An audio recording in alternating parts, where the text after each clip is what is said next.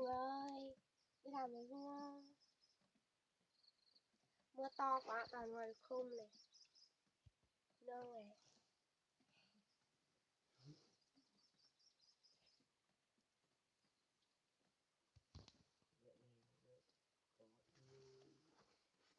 Thằng lầu không.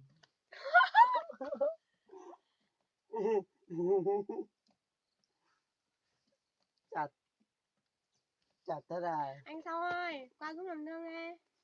Toàn tre vết tre này. Có yêu thằng lầu kia không? Mẹ không được xem. Anh lầu ơi. Mẹ không được xem. Không thích. Đó ai cũng không thích nữa. Mà cái gì này không thích.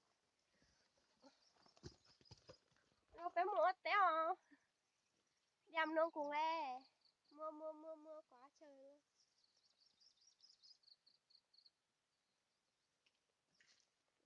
Con nhà nghèo thôi, toàn chỉ làm nương với nương thôi nhá. Không được ở nhà với người ta đâu.